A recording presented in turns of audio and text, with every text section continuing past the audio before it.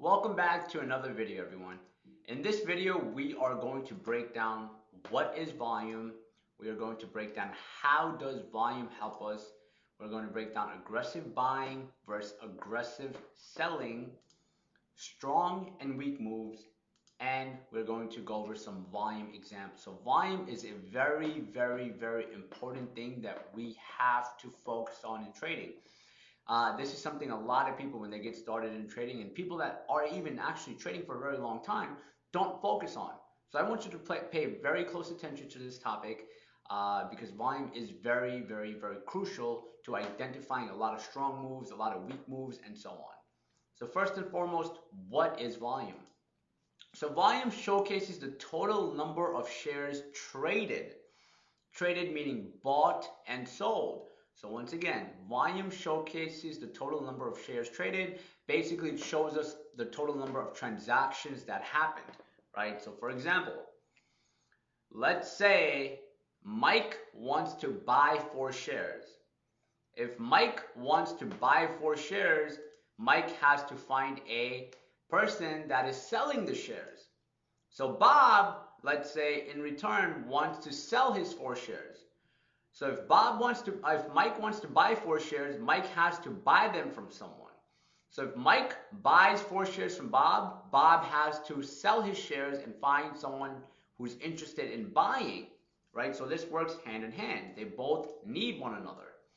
Now, if Bob sells his 4 shares and Mike buys 4 shares, what do you think the volume is? Right? This is where it gets very confusing. A lot of people think the volume here is 8. But in reality, the volume is not 8. The volume here is 4. Right? Because remember, volume represents the total amount of shares traded. So how many shares were traded here? 4, not 8. Mike, once again, bought 4 shares. Bob sold 4 shares. So the total number of volume is 4. A lot of people, once again, get this confused and think it's 8. But in reality, it is not 8. It is 4. Now, looking at volume, this is where volume is found on a stock chart. So if you guys look down here, you guys can see this is where you can read volume.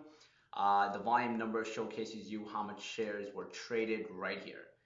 Now, a few things to identify and understand is, number one, how does volume help us? Right? So volume measures the commitment behind a stock's price movement. Right? Volume helps us identify if buying pressure or selling pressure is increasing or decreasing. So once again, volume is going to showcase if there is a strong move or if there's a weak move. Volume also showcases liquidity. Now remember, if there's high liquidity, that means it's easier to get in and out of a stock. If there's low liquidity or very low volume, it's very hard for you to get in or out of a stock.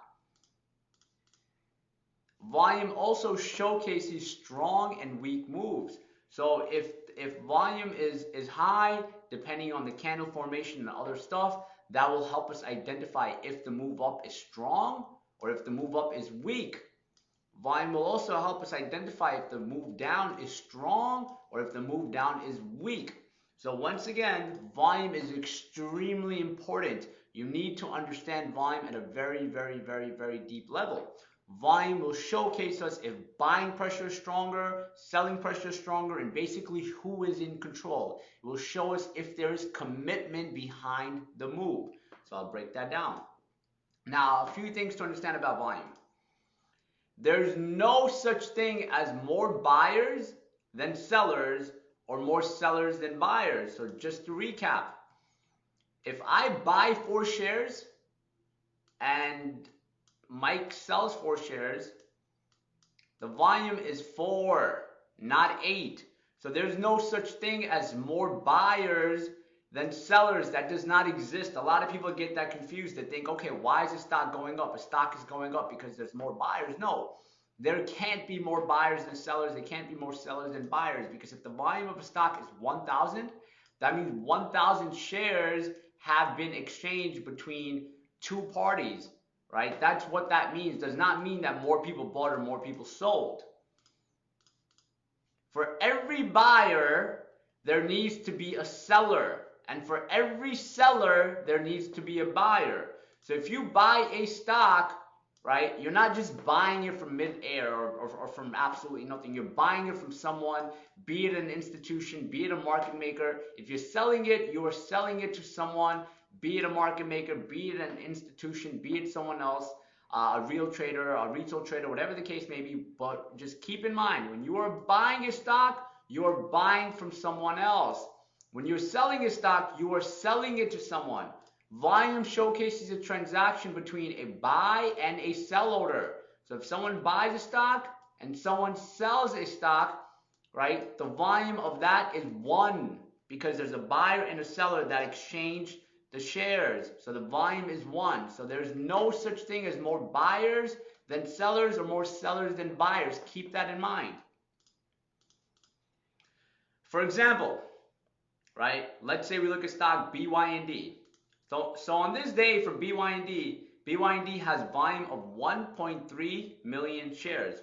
Exactly 1,341,900 shares were traded this day. Volume is showcased here for the day. So if you look right here, you can see the volume for that day. If I go over this day, it'll tell me what the volume was that day and so on, right? Now, if I go here, this means that 1.3 million shares have been exchanged this day. Now, when you look at this day, the question people have is, all right, I got it. 1.3 million shares have been exchanged. Does that mean there's more buyers or more sellers? Just to refresh again, there's no such thing as more buyers than sellers. That doesn't exist in the market, right? So this day, this is how many shares were exchanged back and forth from a buyer and a seller. This is the total number of shares. But now, the question people have is, all right, then why would a stock go up? Why would a stock go down if the buyers and sellers are the same? We'll break that down. Now, volume example, just to refresh again, if there's 1,341,900 buyers, right, and the same amount of sellers, what is the volume? The volume is 1.3 million. It's the same amount, right? Once again, if there's this many buyers, for every buyer, there needs to be a seller. If there's this many sellers, there needs to be buyers. The volume equates to the total amount. You do not add these two numbers, just to refresh again. And I'm bringing the same example up over and over again because I want to implement this in everyone's heads, that there's no such thing as more buyers than more sellers. Volume just represents the total number of transactions. Now, since that's out of the way, the question people have is, so why does a stock go up or down, right? So if the buyers and sellers are the same amount, why does a stock go up or down? So we have two sides. Like I mentioned before, trading is all an auction house. We have bidders on one side, and we have sellers, known as the ask, on one side. Now, trading is all an auction house. So since it's an auction house, we have bidders on one side, we have sellers on one side. Now, since there's no such thing as more buyers than sellers, there is something that exists called more aggressive buyers and more aggressive sellers. Once again, there's something called more aggressive buyers and there's more aggressive sellers. There's no such thing as more buyers and more sellers, but there is a thing called more aggressive buyers, buyers that are more aggressive, willing to buy at a higher price, and aggressive sellers, people that are willing to sell at a lower price. So let's understand aggressive buyers and sellers in volume. So what does aggressive buyers and aggressive sellers mean? So let's take a very basic example so we can get a good understanding. Let's say Joe wants to buy an iPhone for $800. Joe right now does not have an iPhone and he wants to buy an iPhone for $800. That is his bid price. That's where he wants to buy the phone for. Now, on the other end, let's say Mike. Let's say Mike has an iPhone and he wants to sell his iPhone for $1,000. So once again, Joe wants to buy an iPhone for $800. Joe doesn't have an iPhone. Mike wants to sell his iPhone for $1,000. So now the question comes, how do we identify who's more aggressive, the buyer or the seller? So let's say, for example, the transaction happens. In situation A, transaction happens for $800, right? So this transaction happens between them two. They negotiate a price. The price to negotiate is for $800. So if the price is negotiated for $800, who is more aggressive? And I want you to think about that. Once again, Joe wants to buy an iPhone for $800. Mike wants to sell his iPhone for $1,000. The transaction takes place and happens for $800. As the transaction happens, who do you think is more aggressive? The buyer or the seller? Think about that for a second. Now, as you're thinking about that, the proper answer is seller. Mike is more aggressive. Why is Mike, the seller, more aggressive? Let's go back and recap. Mike wanted to sell his phone for $1,000. That was Mike's price. Mike's like, this is how much I want to sell it for. Joe wants to buy it for $800. Now, when they both negotiate, the final price is $800. The final price comes to Joe's $800 price. Since it comes to Joe's $800 price, right, that means Mike was more aggressive on getting rid of his phone, and he sold it to Joe at the price Joe wanted it for. If Mike was not aggressive and he didn't need to get rid of his phone, or he didn't really care about selling it for a lower price, he would have transacted the deal for $1,000. So now if the transaction happened for $1,000, right, who was more aggressive? In this situation, Joe, the buyer, was more aggressive because the buyer came and paid what the seller wanted. That means he was more aggressive. He initially went into the store saying the most I'm going to pay is $800. But after he walked out the door or walked out the store, he ended up paying $1,000, meaning he was very, very aggressive. But now if he walked into the store, if Joe walked into the store and he only paid what he wanted to pay, that means the store or the seller was more aggressive. And this is something we can see on level 2. I'm going to break down level 2 more once we get to it, but this can be seen on level 2. You can see where the buyers are sitting, where the sellers are sitting, where the transaction happened. This could all be seen in the market. But understanding the concept of aggressive buyers and aggressive sellers is extremely, extremely, extremely important, right? Just to refresh once again, the transaction happens for $800. That means who is more aggressive? That means the seller lowered his price and he sold it for $800. If the transaction happened for $1,000, that means the buyer, right, was more aggressive because he went to the seller and paid what the seller wanted. So just make sure you understand that concept, because understanding that concept of aggressive buyers and aggressive sellers is extremely, extremely, extremely important. Now, let's look at some charts and understand what aggressive buying and aggressive selling means. So in this situation, what happens to the price of a stock? The price of the stock is doing what? It's going down. What is happening to volume? It is going up. What does that mean? That means that is aggressive selling. Is that a strong move down? Yes or no?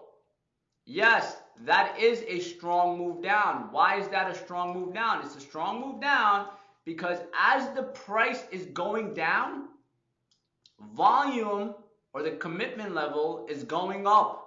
That means more and more people are interested in selling the stock or selling the product or selling whatever it is for a lower price. In this situation, stock's price is also going down, but you can see what happens to the volume. The volume is decreasing. This is a weak move. That's weak selling. So for example, let's go back to the iPhone example and understand that. Let's say we have an iPhone. iPhone is at $1,000, right? Everyone starts selling it. The price of an iPhone starts going down to, let's say, $250. As the price of the phone starts going down, right? Let's say more and more people are selling the phone for a lower price, right? The volume starts increasing. More and more transactions start happening. As you start going around, you start seeing everyone selling the phone, their iPhone, for a lower price. That's supporting the move down. That's supporting this move because there is commitment behind it. There is a lot of volume behind it. There's a lot of transactions representing the move down. So that's a strong move down. Now, if you take the same example, let's say on an iPhone, is for $1,000, and there's some people selling it for $250. Now, if some people are selling it for $250, you can see by volume that there's not a lot of commitment, that not a lot of people are interested in selling it for $250. Now, that would mean that that's not a strong move down. Maybe some people sold it for $250 because they needed the money, they had to get rid of it, whatever the case is, but that is not a strong move down. This is a strong move down. This is showcasing that sellers are aggressive with increased volume. Now let's look at another example. Let's look right here. What's going on? The price of something is going up. It's increasing. What's volume doing? Volume is also increasing. What do you think that means? That means buyers are aggressive. That means there's commitment behind this move. That means there's interest behind this move up. That's what we want to see. We want to see a stock backed by strong volume. We want to see a stock backed by increasing volume. That is showcasing us a strong move on the upside. Now, if we take another example, you can see what happens. Price goes up, but less and less people are interested in paying a higher price. This is not a strong move up. This is weak buying. This is a weak move up. We want to see volume correlate with the move. If the volume is not correlating with the move, up or down, it's not supporting it. This right here is supported. This right here is not supported. Weak move. Very, very important to understand that. Now, let's take an example. Now, this is where candlesticks play a role. Like we covered candlesticks, aggressive buying and aggressive selling. This is where candles play a huge role. Now, this right here is a strong green candle, right? Buyers stepped in, buyers were in control till here. Strong green candle, right? This is a widespread, strong green candle. Good sign. Now, just because we see a strong green candle does not always mean that buyers are aggressive.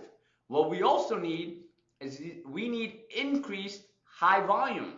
So in this situation, high volume, strong green candle, that's aggressive buying. That is the combination with the candles. As I mentioned in the last lesson, when we look at a candle, looking at a candle itself is not enough. We need more components. Volume is one of the components. Now, if you have a strong green candle with increased volume or high volume, that represents aggressive buying. Now, if you have a strong green candle, widespread strong green candle, but decreased volume, you can see that's the average volume level. I'll break that down moving forward too. You can see volume is decreasing. That's a weak move. What that is showcasing is the price of something is going up, but less and less people are interested, right? The price of this stock is going up, but less and less people are interested. That's not strong. That means eventually, for this stock to sell more, the price is going to have to maybe come back down. This is once again a weak move. We want to see a stock price going up, and we want to see interest level go high, meaning we want to see more commitment, and that can be seen on volume. Now, if you look here, once again, this is where the combination of the candles and volume kick in. Now, if you look at this candle, you can see not a strong green candle, right? Weak green candle. Why? Buyer stepped in, took it all the way here, and what happened afterwards? Afterwards, sellers came in and sellers rejected the price very, very hard, right? That means bulls are not in complete control, not a strong green candle. Now, what a lot of people confuse is they're like, hey, but volume is up. There's increased high volume. Doesn't that mean that's aggressive buying? Remember, to see aggressive buying, you need a combination of the candle and volume. Volume is there, cool, phenomenal. But what about the candle? The candle's not strong. So the only thing this is telling us is that there's a lot of activity going on. Bulls are not in control. Neither are bears. No one is in control right now. It's a weak move. Now, if I see something like this happen, for me to be a buyer, I'd want to see buyers step in and break that level. I'd want to see buyers continue to move up, and I obviously want to see high volume to show commitment. And you guys are going to see moves like this. You guys are going to see candles that showcase themselves like this. Totally fine, but that's where you become a little bit more patient. You wait for a strong move up. You wait for volume to be there with a combination of the candle. This right here is not a strong move. Even if this has high volume or even if it has low volume. Starts off with the candle, then we go to volume. Nothing is going on here. No move here. Now, this is where some people get confused. Who's in control on this candle? Look at the candle first. Who's in control? Candle showcasing this. Sellers are in control, right? So we have a strong, widespread red candle. It's a strong red candle right here. We have increased high volume. This right here showcases the price of the stock is decreasing, right? The price of the stock is going from, let's say, 10 to, let's say, 8, whatever price. It's decreasing. As the price is decreasing, more and more people are selling. That's aggressive selling. Now, some people might say, well, the price is decreasing, people are accumulating. No. People are accumulating. I know how people are looking at that, but what you have to understand is when this move happens down, that is purely aggressive selling. That means the sellers are more aggressive, because if the sellers weren't aggressive, the price wouldn't keep going down. The price would hold, right? But in this situation, sellers are aggressive, which is why the price is going down alongside with increased activity and commitment levels from volume, which are showcasing a strong move down. Now, in this situation, we have a widespread strong red candle, but look at volume. Volume decreases. Low volume. Yes, we have a strong, we have a sell-off. We have a strong move down by looking at the candle itself. But when we go to the commitment level, people are not interested in selling. There's no strong interest in selling this stock. There's no strong interest in people backing this play up. So this is a weak move, not a strong move. Now, if you look at one more example, you can see people look at the body and they're like, oh, it's red. Bears are in control. No, bears are not in complete control. There's a difference of this candle, right? And there's a difference of seeing a candle like this or a candle like this right here. There's a difference of all three of these candles, right? This one is showcasing buyers had some sort of control and they were able to bring the price up. Buyers brought it up a little bit, not a big deal, no buyers here. Buyers were able to drive the price up, right? This is a weak candle, not a strong candle. Just because we see red doesn't mean anything. Look at the wicks. Wicks, a long wick at the bottom, not a strong move down. High volume, doesn't matter. A lot of people are like, oh, it has high volume. Doesn't that mean aggressive selling? Yes, if there's a strong move down. Bears are not in complete control. So this is a weak red candle, increased high volume. Bears are not in complete control, not a strong move. Wouldn't be a fan of getting into this play, and wouldn't be a fan of shorting this, right? For me to short this and for me to take on the trade, I'd want to see a continuation move down. I'd want to see a sell-off. I'd want to see this continue, and I obviously want to see volume pick up or volume stay strong for me to get in on this next candle. Now, in these examples, you can see no one is in control with the candle, not a strong green candle. It's a weak green candle, decreased volume. Bulls and bears are just fighting without a lot of activity. If volume was high, it would just mean there's a lot of activity. In this situation, volume is low, decreased activity doesn't mean anything. This is not to our interest. Same thing here. Weak red candle, decreased volume. Bulls and bears are just fighting without a lot of activity. If the volume was high, there would just be a lot of activity, but still does not give us any confirmation for a move up or move down. Now, if you look right here, this is a pretty normal move. Small body, red or green candle. It's blue just because the color of the body doesn't matter. Small move. You can see decreased volume. Now, these moves tend to happen sometimes, and you guys are going to see, and this is going to click more and more as we progress. Sometimes you might see a huge move up, right? Sometimes you may see a huge move up with increased volume, and then you might see a small body. And when you see a small body, the volume decreases. People are like, oh man, the volume is decreasing. Why is the volume decreasing? That's fine. That's totally fine. And you're going to see more and more of this in price action as we go more over it. but that's totally fine, not a big deal, right? But now this is where it becomes not a normal move. Small body, red or green candle, the color of the body doesn't matter. And when there's a lot of volume, there's increased activity. There's a question where it's like, why is there a lot of increased activity here?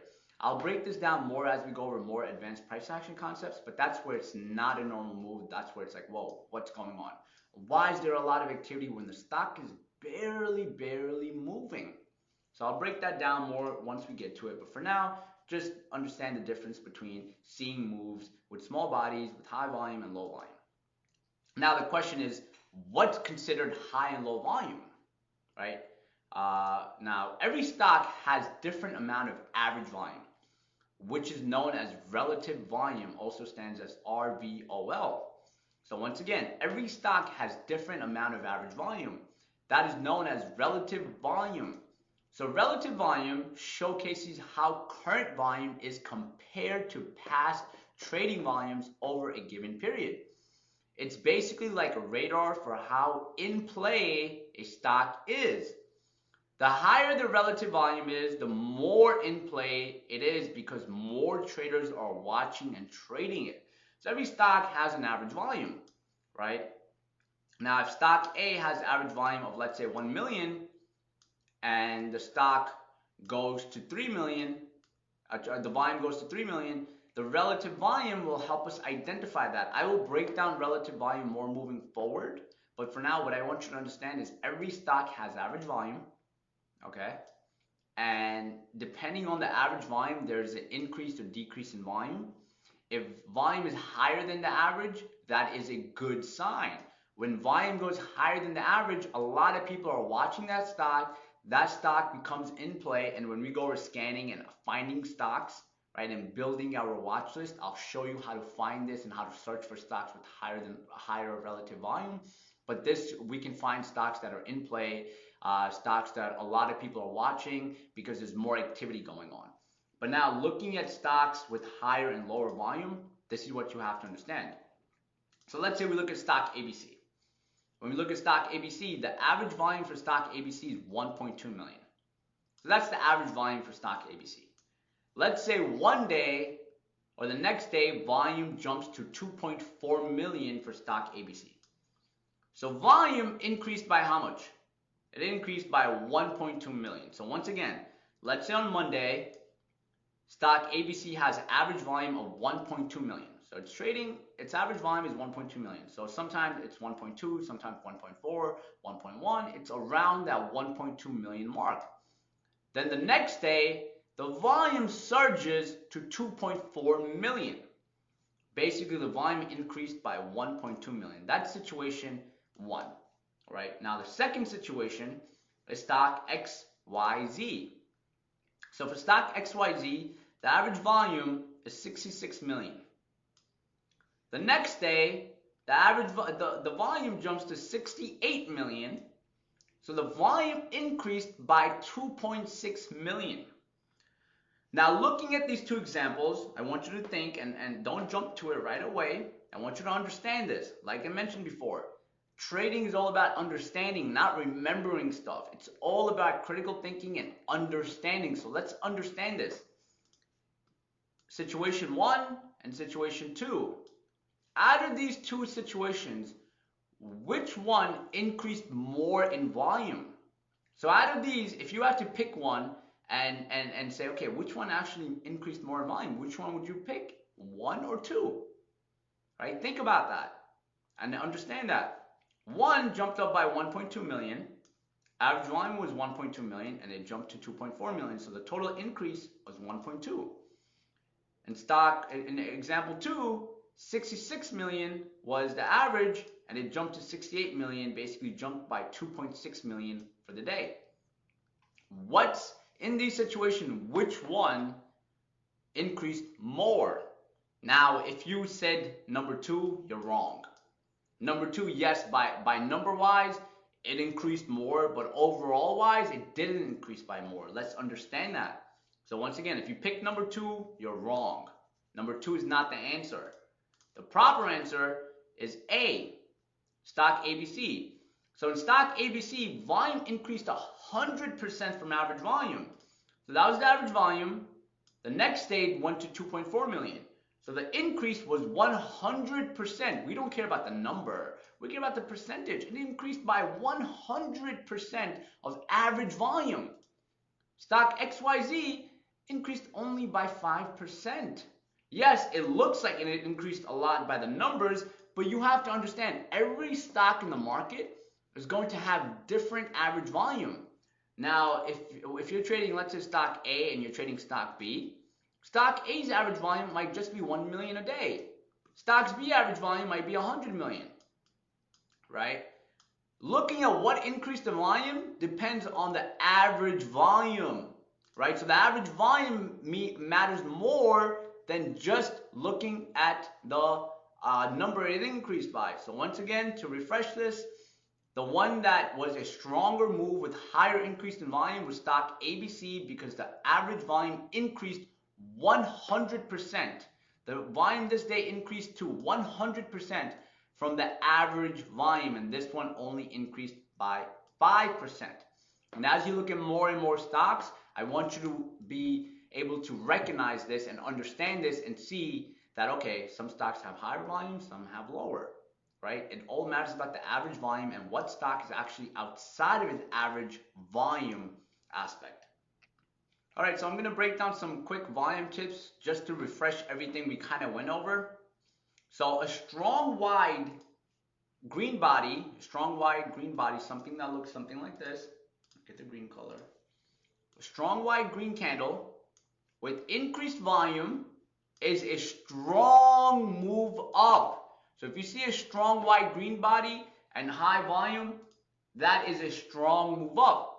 Now if you see a strong wide body that's a red candle, right?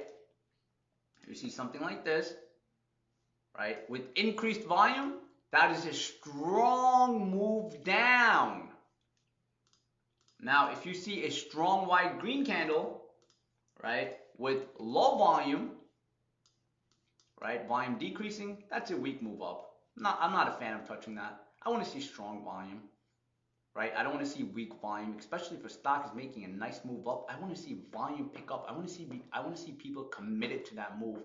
I want to see a lot of commitment and a lot of interest behind that move up. I want to see people are interested in paying a higher price. There's no volume, not a lot of people are interested. And then if there's a strong wide red body and low volume, that's a weak move down. So very important to understand this. Obviously, like I mentioned, a lot of trading is about understanding, right? So as we go over more and more examples by the end of this this lesson, right? At the end of this whole topic, you guys are going to see I'm going to start putting things together and going over more and more examples, and more of this is going to start clicking. Now, in this example, you can see, just to kind of look at something that makes more sense, you can see volume is high volume here, weak candle, not a strong move. This is not a strong move. Volume starts decreasing, boom, volume spikes up. Look where volume spikes up. Volume spikes up at the same level where the stock was trying to break out. Stock was trying to break these levels. It was unable to break these levels, and look what happened. And these levels we're going to go over next. In the next lesson, we're going to go over these levels known as support and resistance. I'll show you how to apply them. I just applied them for now. But once again, you can see stock has a hard time breaking at these levels. And once it does break, strong green candle with high volume. Strong move. That's what we want to see. That's a comfortable, nice, strong move. That's what we want to see. We would get into a play like this because there's confirmation here. Now, same example, you can see what happens to volume. Volume decreases. Even though volume was high this day, that's good, but not good enough. Because look, volume is decreasing. It's not at a strong point. So there's not a lot of interest when the stock price got above that level. So that's where looking at volume is very, very important, because once again, it shows us commitment. It shows us if that's a strong move or not. In this situation, not a strong move. I'm not comfortable. If volume kicks in later, maybe I'd get in. But as of right now, I'm not a fan of this move. Now, volume by time frame. Now, if you look here, we're looking at the 1 minute candles right here. Remember, 5 1-minute candles equates to 1 5-minute candle. Now, obviously, if you're looking at 5 1-minute candles, if the volume is, let's say, 10, 20, 15, 15, 15, and we go to a 5-minute candle, the 5-minute candle will obviously calculate all of the volume that was in the past 5-minute candles, right? Just to kind of refresh that for some people, because I know some people have a hard time understanding that. So if the volume of these 5-minute candles is 75, the volume of this one 5-minute candle will be 75. And just to refresh on candles once again, you can see opening price is lining up, closing price is lining up, the high point, the low point, right? Just so you can understand that concept. Let's just go over some volume examples. So right here we have a 5-minute chart, a real stock chart, right here for stock Apple. You can see here stock moves up on a 5-minute chart. We don't really care about seeing high volume here. Stock's just trading sideways, Volume isn't much of our interest. Where is volume interest? Volume is an interest to us on the move up. See that break? High volume, strong move. Takes a break, boom, another strong move. How do we know that? Look at that increase in volume. That is a strong move, right? Now, a lot of people get focused on looking at volume throughout the day, and they're like, oh, I want to see volume go up all the time. Volume is never going to do that, right? Volume is never going to constantly go up. You're going to see when you look at real stock charts, volume is going to look something like this. But when you identify this, we only care about some levels where volume needs to be high, right? We don't want to see, like, as the stock is slowly moving up, right? We don't want to see this slowly move up too. We're not going to see that. What we will see, and what we want to see actually, is volume spikes. We want to see volume spike up on strong moves up. We want to see volume there. Why? Why there? Like I said, I'm going to cover this in the next lesson. Resistance level. Stock has a hard time getting above that. People do not want to pay this price. People are not comfortable. People are not comfortable. People are not comfortable. Boom, the price goes above that. Are people comfortable? Yes. Yes, more and more people interested. That's strong. Another example, if you guys look right here, demand zone. You can see stock goes, buyers are holding the stock up, stock is going right into the demand zone again, and we're going to go over demand zones next. Demand zone gets broken. As it gets broken, what happens? There's a sell-off. Stock starts going down. Is that a strong move down? Yes or no? How do we know? Volume. Volume is surging. If you look at volume here, you can see volume starts surging. That is a strong move down. Now, if you notice something with volume here, right? Volume doesn't just randomly just keep going up. It doesn't just, the bars just don't keep increasing, right?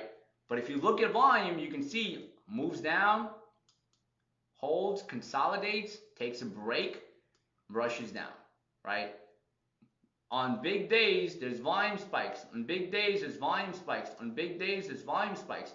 And on the move down, you can see volume holds. Volume holds. That's a strong move up. And you can see, look at how the volume starts picking up.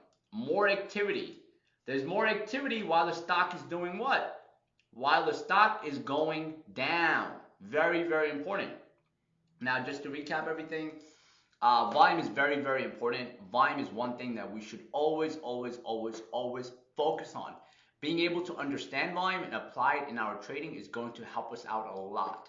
Like I said, at the end of this whole chapter, I am going to apply different concepts so you guys can see everything happening live. But for now, I want you to just understand it. If you're still having a little bit hard time, just stick through everything, and I promise by the end of this full chapter in putting it together section, I'm going to start putting everything together. I'm going to start showing you live examples so you start understanding better. So if you're still having a little bit hard time, just stick till the end of this chapter, watch that video, and then take it from there.